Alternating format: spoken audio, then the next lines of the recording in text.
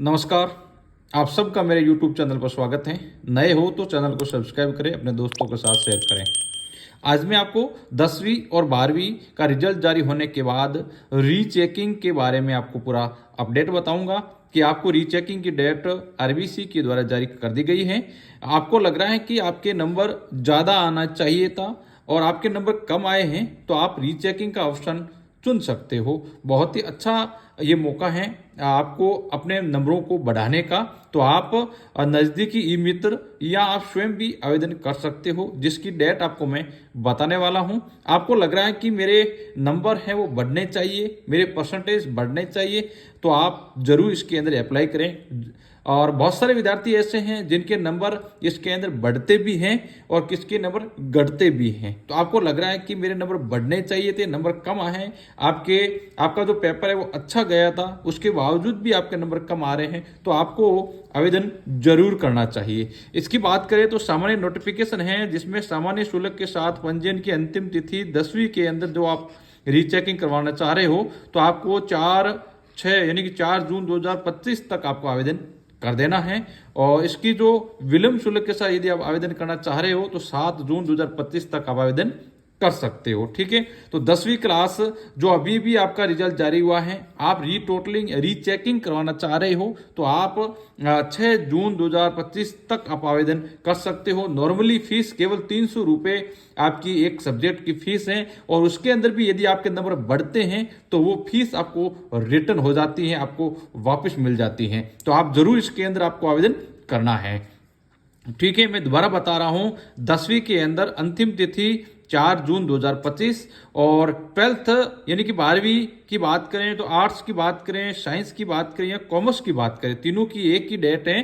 तो आपकी अंतिम तिथि वैसे 29 मई 2025 थी, लेकिन आप कुछ विलंब शुल्क के साथ यदि आप आवेदन करना चाह रहे हो तो आप 1 जून 2025 तक आप आवेदन कर सकते हो। ठीक है, हालांकि आपकी अंतिम तिथि है वो आप 29 मई 2025 थी, लेकिन विलंब शुल्क के साथ नॉर्मली आपको शुल्क लगेगा, उस शुल्क के साथ आपको 1 जून 2025 तक आवेदन कर सकते हो। आपकी फीस केवल महज 300 रुपये पर सब्जेक्ट लगने वाली है। यही है जो डेट साइंस और कॉमर्स की रहने वाली है, यही डेट वरिष्ठ उपाध्याय परीक्षा की रहने वाली है। आपको लग रहा है कि मेरे नंबर इंक्रीज होंगे, मेरे नंबर बढ़ेंगे, मेरे नंबर कम दिए गए हैं, तो आपको ये ऑप्शन चुनना चाहिए। आपको 100% आपके नंबर बढ़ रहे हैं।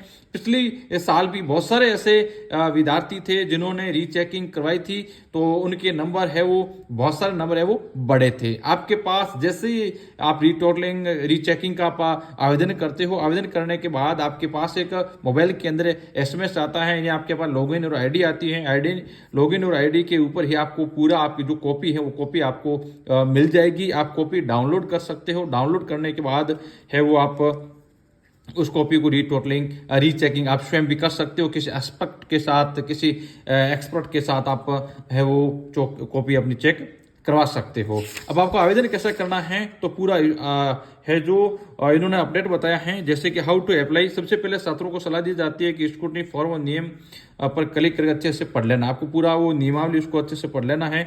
इसके बाद ये पूरा प्रोसेस है, स्टेप बाय स्टेप आपको बताया गया है। आप स्वयं भी इससे आवेदन कर सकते हो। बिल्कुल नॉर्मल प्रोसेस के साथ इसके अंदर आवेदन करना होता है। सबसे पहले आपको है वो न्यू रजिस्ट्रेशन पे जाना है। उसके बाद आपको न्यू रजिस्ट्रेशन कर लेना है। कर लेने के बाद वापिस आप न्यू रजिस्ट्रेशन में क्लिक करना है। क्लिक करने के बाद पंजीयन फॉर्म वाला एक वेब पेज प्रदर्शित होगा, जो आपके सामने इस प्रकार दिखाई देता है। इस प्रकार आपको एक वेब पेज प्रदर्शित होगा। उसमें है वो आपको सब्जेक्ट साइंस है तो साइंस, आर्ट्स है तो आर्ट्स भरना है। उसके बाद रोल नंबर भरना है, मोबाइल नंबर भरना है, ईमेल एड्रेस, अकाउंट नंबर, ये पूरा आप अकाउंट होल्डर, यदि आप स्टूडेंट खुद का है तो स्वयं का भर दीजिए, यदि खुद का नहीं तो गार्जियन का भी आप भर सकते हो। उसके साथ साथ आपको एक ID प्रूफ आपको लगाना होगा, आधार कार्ड आप लगा सकते हैं।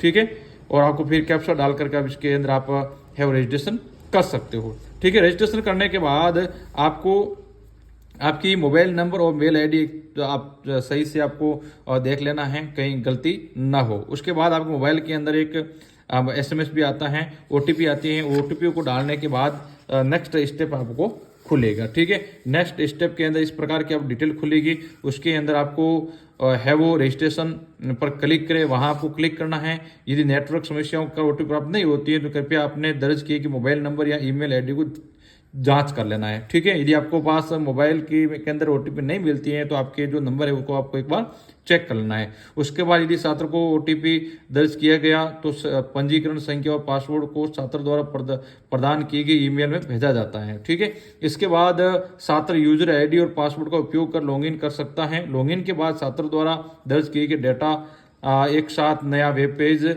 और सभी विषय प्रदर्शित किए जाएंगे।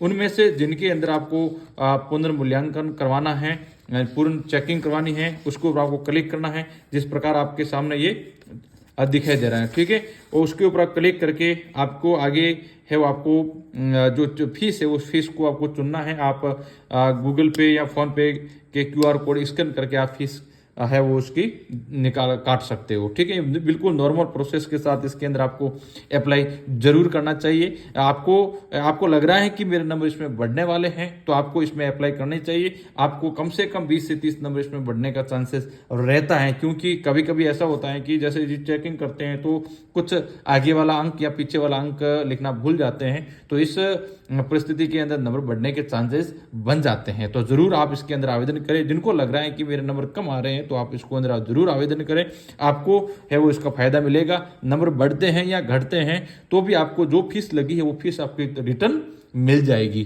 तो जो विद्यार्थी आवेदन नहीं किया है, आवेदन करना चाह रहा है, तो आज ही आप नजदीकी ई मित्र या आप स्वयं भी आवेदन कर सकते हो। थैंक यू, जय हिंद।